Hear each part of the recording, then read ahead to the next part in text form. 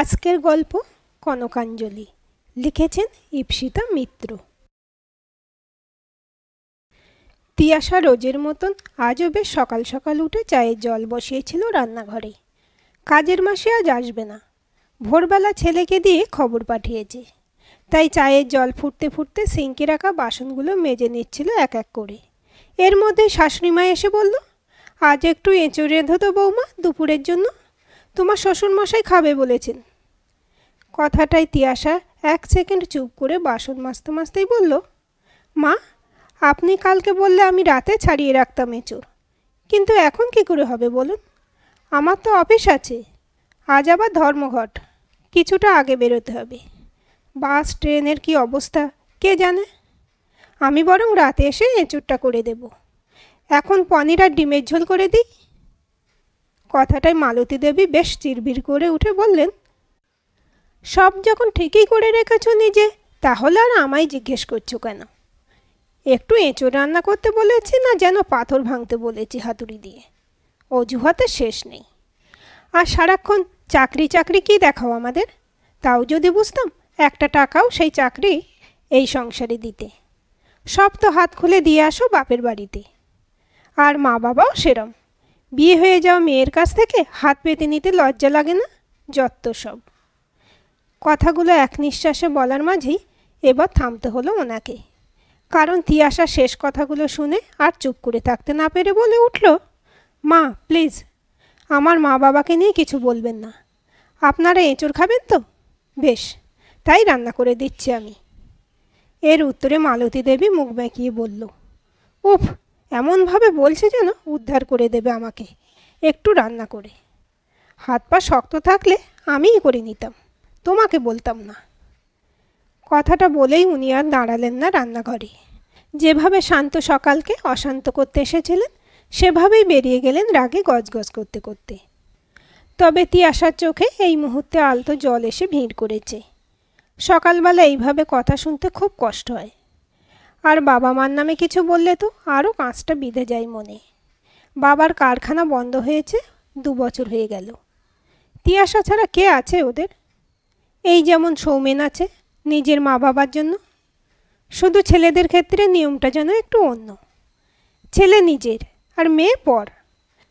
কন্যাদানের পর এই অদ্ভুত থিওরিটা নিয়েই সমাজ চলে আজও, যেখানে মেয়েটাকে সব নিয়ম আচার অনুষ্ঠান দিয়ে বুঝিয়ে দেওয়া হয়, আজ থেকে বাপের বাড়ির পাট চুকলো তোমার। ভাবলেও হাসি পায় তিয়াশার। সত্যি কি এত সহজ পাট চুকিয়ে ফেলা?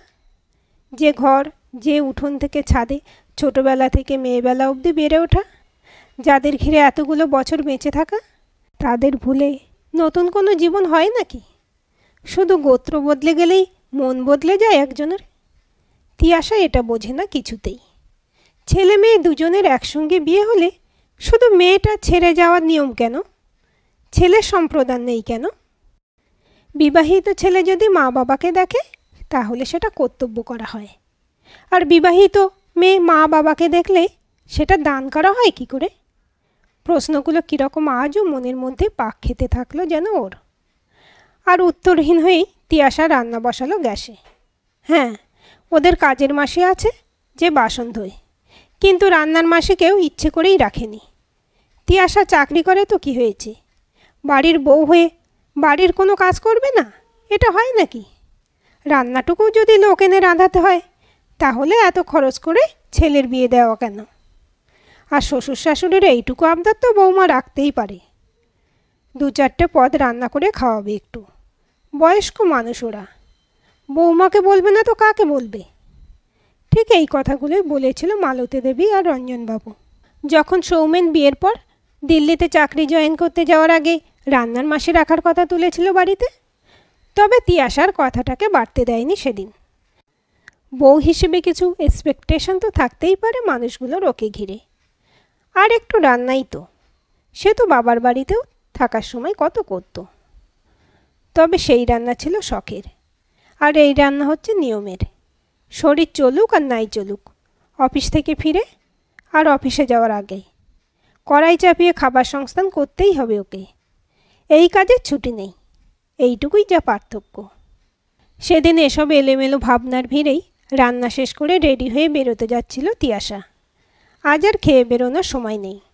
এঁচোড় ছাড়াতে এমনিই এত দেরি হয়ে গেছে, তার উপর ধর্মঘট। আজ না একটা লেট পড়ে যায় ওর। কথাটা চিন্তা করতে করতেই টিফিন কৌটোটা ব্যাগে ভরে ও বলে উঠল, মা, আজ আসতে একটু দেরি হবে। আসলে বাবাকে নিয়ে একটু ডাক্তার দেখাতে যাওয়া আছে, তাই ও বাড়ি হয়েই ফিরব। কথাটা শুনেই মালতী দেবীর ভুরুটা কুঁচকে গেল হঠাৎ। একটা দীর্ঘশ্বাস ফেলেই উনি বললেন, আজ আবার যাবে বাপের বাড়ি? মানে সত্যি বৌমা, তোমার মতন মেয়ের বিয়ে করাটাই ঠিক হয়নি। থাকতে সারা জীবন ওই মা বাবাকে নিয়ে। শুধু শুধু টাইম পাসের জন্য তো শ্বশুরবাড়ি আসার কোনো দরকার ছিল না। কথাটাই তিয়াশা এবার কিছুটা যেন ক্লান্ত হয়েই বলে উঠল, মা, বাবার প্রেশারটা খুব বেড়েছে, তাই ডাক্তারের কাছে নিয়ে যাব। আমার মা তো অত কথা বলতে পারবে না ডাক্তারের সঙ্গে, তাই আমাকে যেতে হবে। এই উত্তরে তিয়াশার শ্বশুরমশাই এবার বেশ অসন্তুষ্ট হয়েই বলে উঠল ওকে, কিছু মনে করো না তুমি। এবার একটু বাপের বাড়ি করাটা বন্ধ করো পারলে। নিজের মা বাবার জন্য তো আমার ছেলেটার কাছেও গেলে না তুমি দিল্লিতে। না, কারণ কি? চাকরি ছাড়তে হবে। নইলে সেন্ট্রালে তো আছে আমার সৌমেন, তার বউকে আবার চাকরি করতে লাগে। আসল কারণ তো হলো চাকরি ছাড়লে তোমার মা বাবাকে হাত খুলে দিতে পারবে না টাকা পয়সা, তাই। আর ওদিকে আমার ছেলেটা বউ থাকা সত্ত্বেও হাত পুড়িয়ে খাক, এতে কোনো মাথা ব্যথা নেই তোমার। কথাগুলো বেশ ঝাঁঝালো গলায় বলে গেলেন রঞ্জনবাবু। তবে তিয়াশার বুকের মধ্যে এই সময় দমচাপা কষ্ট হলো, কিছু বলল না আরও। শুধু আসছে বলে বেরিয়ে এলো বাড়িটা থেকে সেই মুহূর্তে। আসলে বয়স্ক মানুষ হাজার হলেও ও যদি মুখ ঘুরিয়ে কিছু বলে, তাহলে সারাটা দিন বাজে কাটবে হয়তো ওদের। যে বয়সে ছোট একজন মুখের উপর উত্তর করলো, তারপরে এমনিই দুজনে হাই প্রেশারের রুগী। যদি কিছু হয়ে যায় বেশি উত্তেজিত হয়ে ওর কারণে, তাই রোজের মতন আজও মুখটা বন্ধ করে একটা বুক চাপা কষ্ট নিয়ে বেরিয়ে এলো বড় রাস্তায় অটো ধরার জন্য। আসলে তিয়াশা এটাও জানে যে ওর সৌমেনের সঙ্গে দিল্লি না যাওয়াটাই ও শ্বশুর শাশুড়ির রাগের মূল কারণ। আর স্বাভাবিক, আমাদের সমাজ চারিপাশ তো যুগ যুগ ধরে এটাই শিখিয়েছে সবাইকে, মেয়েটা চাকরি ছাড়বে, তারপর বর যেখানে সেখানে সেও যাবে সঙ্গ দিতে। মেয়েদের আবার দরকার অদরকার অ্যাম্বিশন এসব কিছু হয় নাকি? মেয়ে নিজের মা বাবা সংসার টানার জন্য বিয়ের পরও আলাদা থেকে চাকরি করবে? এটা কটা বাড়ি মেনে নিয়েছে, আর কটা বাড়ি মানতে পারে? বিয়ের পর তো মেয়েরা পর, তাই মা বাবাও পর। কথাগুলো ভাবতে ভাবতে একটা কষ্টের হাসি মুখে নিয়ে তিয়াশা অফিস পৌঁছেছিল সেদিন। তারপর হারিয়ে গিয়েছিল নিজের কাজে। তারপর সেদিন 5টার মধ্যে অফিসের কাজ মিটিয়ে তিয়াশা এসে হাজির হয়েছিল বাপের বাড়ি, বাবাকে ডাক্তারের কাছে নিয়ে যাবে বলে। তবে সেদিন একটা ঘটনা ঘটেছিল। আসলে বাড়ি এসে দেখেছিল মা একটা শাড়ি আর একটা জামা প্যান্টের পিস কিনেছে পুজোতে ওর শ্বশুর আর শাশুড়িকে দেবে বলে।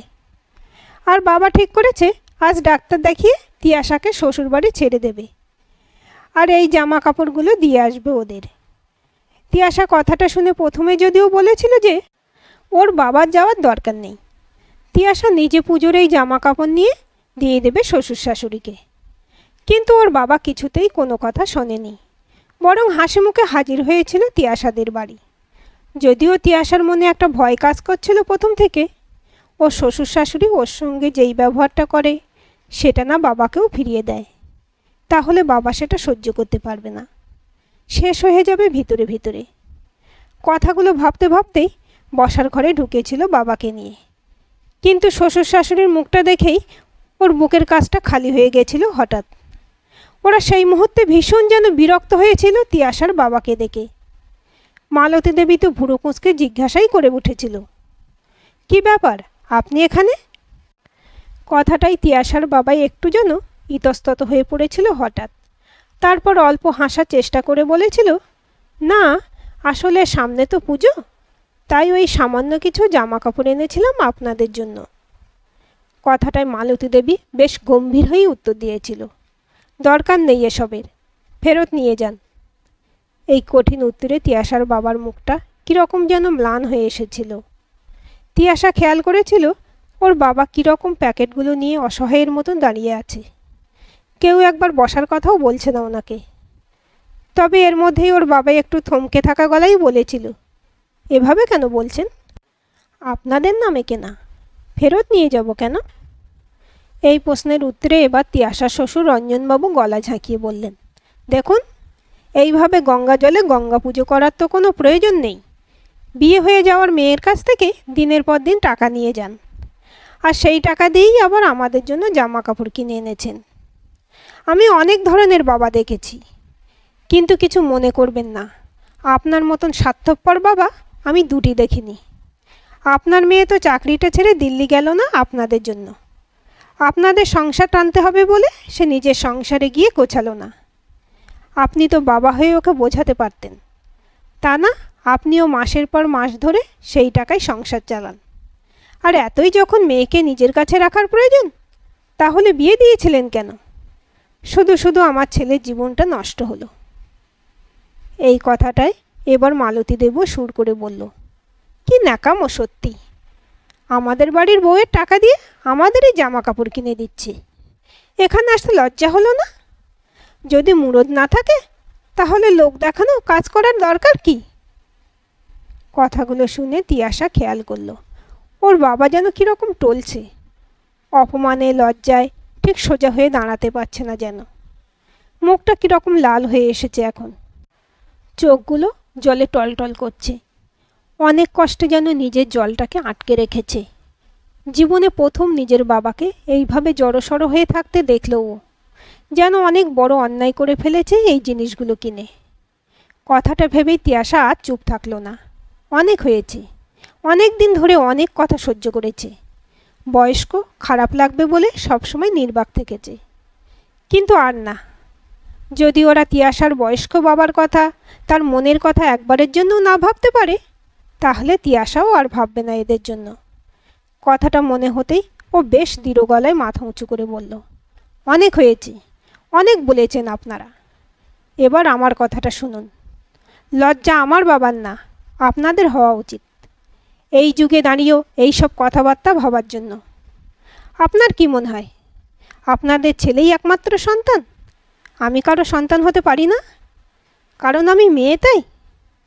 আপনার হাত পেতে সংসার চালানোর জন্য আপনাদের ছেলের কাছ থেকে টাকা নিতে পারেন। সেই টাকায় লোকলৌকিকতা, নিজেদের ট্রিটমেন্ট, এমনকি ডাল ভাতের খরচটুকু তুলতে পারেন, তাতে অপরাধ হয় না।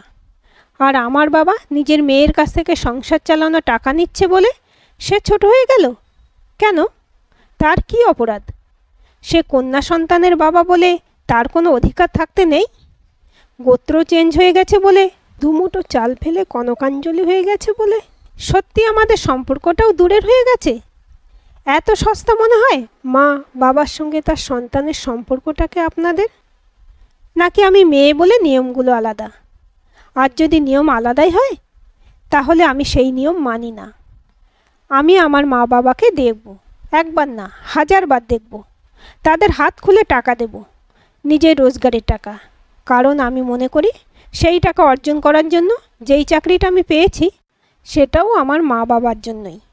আপনারা যেমন আপনাদের ছেলেকে লিখিয়ে পড়িয়ে শিক্ষিত করে মানুষ করেছেন, সেরকম আমার বাবা মাও একই কাজ করেছে। আর আপনাদের যদি নিজের ছেলের কাছ থেকে টাকা নেওয়ার পরও সম্মান থাকে, তাহলে আমার বাবারও সম্মান আছে। আর ওই যে বললেন না, আপনাদের বাড়ির বউয়ের কাছ থেকে টাকা নিয়ে জিনিস কিনে এনে দিচ্ছে, একটু ভুল বললেন কথাটা। আগে আমি আমার বাবার মেয়ে, তারপর আপনাদের বাড়ির বউ। এই পরিচয়ে যদি এ বাড়িতে রাখতে অসুবিধা হয় আমাকে, তাহলে বার করে দিতে পারেন, প্রবলেম নেই। আর আমিও এরকম ছোট মানসিকতার লোকেদের সঙ্গে থাকতে চাই না। ওহো, আর একটা কথা বলি, যেটা 2 বছর ধরে শুনিয়ে যাচ্ছেন। আমি কেন আপনার ছেলের সঙ্গে দিল্লি যাইনি, এই কথাটা আমাদের দুজনের মধ্যে কিন্তু বিয়ের আগেই হয়ে গিয়েছিল। আমি বলেছিলাম আমি কোনো দিন আমার চাকরি ছেড়ে যাব না কোথাও। আর সেই সত্ত্বেই রাজু হয়ে আপনাদের ছেলে আমাকে বিয়ে করেছে। আর আমি যদি এবার বলি দায়টা কি শুধু আমার? আপনার ছেলেও তো নিজের চাকরি ছেড়ে দিল্লি থেকে কলকাতায় আসেনি আমার সঙ্গে সংসার করবে বলে। তাহলে কি বলবেন আপনারা? কারণ তার কিছু দায় দায়িত্ব আছে, তাই তো? এই যেমন নিজের মা বাবাকে দেখার দায়িত্ব, টাকা রোজগার করার দায়িত্ব। আর সে ছেলে বলে তার চাকরি করতে নিজের কর্তব্য করতে কোনো বাধা নেই। আর আমি মেয়ে বলেই আমি খারাপ। নিজের চাকরি না ছেড়ে নিজের মা বাবার দায়িত্ব নিয়ে আমি অপরাধ করছি। কথাগুলো কীরকম এক নিঃশ্বাসে বলে গেল তিয়াশা। আসলে এতদিনে জমে থাকা রাগ যন্ত্রণাগুলো যেন আজ এই মুহূর্তে একসঙ্গে বেরিয়ে এসেছে ওর। নিজের ভেতরে সহ্যের বাঁধটা ভেঙে গেছে আজ। তবে এই সময়ে ও শ্বশুর শাশুড়িকে আর কোনো কথা বলার সুযোগ না দিয়েই তিয়াশা আবার বলল একটু কঠিন গলায়, আপনারা এতদিন আমাকে যা বলেছেন আমি মেনে নিয়েছি, কিন্তু আজ এই বাড়িতে দাঁড়িয়ে আমার বাবাকে যেই অপমানটা করেছেন সেটা আমি কোনো দিন মানব না। আর এরপর আমার এই বাড়িতে থাকা চলে না। আপনাদের মেন্টালিটি যদি চেঞ্জ হয় কখনো তাহলেই আমি ফিরব, নইলে না। কথাটা বলেই তিয়াশা নিজের বাবার হাতটা শক্ত করে ধরে বেরিয়ে এলো বাড়িটা থেকে সেই মুহূর্তে, বেশ জোরে পা চালিয়ে। ওর বাবার চোখ দিয়ে তখন কয়েক ফোঁটা জল গড়িয়ে এসেছে গালে। চোখগুলো ভীষণ অসহায় লাগছে। তিয়াশা বুঝেছে এই অপমানটার জন্য হয়তো তৈরি ছিল না মানুষটা। তবে তিয়াশা নিজের হাতে আলতো করে চোখের জলটা মুছিয়ে দিয়েছিল সেই দিন ওনার। বাড়ি ফেরার রাস্তায় ও নিজের বাবাকে আঁকড়ে ধরেছিল সারাক্ষণ, শুধু এটা বোঝানোর জন্য যে কন্যা সন্তানের বাবা হয়ে তুমি কোনো অন্যায় করনি, কোনো দোষ নেই তোমার। তবে সেদিনের 7 দিন বাদে সৌমেন ফিরেছিল দিল্লি থেকে সব শুনে। আজও একটা ডিসিশনে আসতে চায়। তাই ফিরে মা বাবাকে নিজের সামনে বসেই বলেছিল আস্তে গলায়, আমি জানি তোমাদের তিয়াশার জন্য একটা রাগ আছে, ও চাকরি ছাড়েনি বলে, কিন্তু এই কথাটা ওর সঙ্গে আমার প্রথমেই হয়ে গিয়েছিল। আর আমার মনে হয় আমার চাকরিটা যেমন আমার কাছে ইম্পর্টেন্ট, সেরকম তিয়াশার চাকরিটাও ইম্পর্টেন্ট। এত পড়াশোনা করে ও কদিন টাইম পাস করার জন্য চাকরিতে জয়েন করেনি। আর আমি যেমন আমার মা বাবাকে দেখব, মা বাবার জন্য ভাবব, সেরকম তিয়াশাও ওর মা বাবাকে দেখবে। ওর যেভাবে মনে হয় ও সেইভাবে নিজের মা বাবার পাশে দাঁড়াবে। তাতে কেউ কিছু বলতে পারে না। দুমুঠো চাল ফেলে দিলেই মা বাবার ঋণ শোধ হয় না। কনকাঞ্জলি একটা লোক দেখানো নিয়ম মাত্র, সেটাকে বাস্তব ভাবার কোনো কারণ নেই। তোমরা এটা মানতে পারলে ভালো, আর না মানতে পারলে তিয়াশা নিজের মতন নিজের বাড়িতে থাকবে। আমি তোমাদের জন্য রাত দিনের কাজের লোক রেখে দেব, তোমাদের কোনো অসুবিধা হবে না। কথাটাই মালতী দেবী আকাশ থেকে পড়ার মতন মুখ করে বলেছিল, তুই শেষে ওই মেয়েটার সাথ দিলি? আর ও যদি আলাদা থাকে, তুই দিল্লি থেকে ছুটিতে কলকাতায় আসলে কোথায় থাকবি? কথাটাই সৌমেন নির্বিকার মুখেই উত্তর দিয়েছিল, ওকে যদি তোমরা সহ্যই করতে না পারো, তাহলে ছুটিতে এসে জোর করে তো আমি তিয়াশাকে এখানে এনে রাখতে পারবো না নিজের কাছে।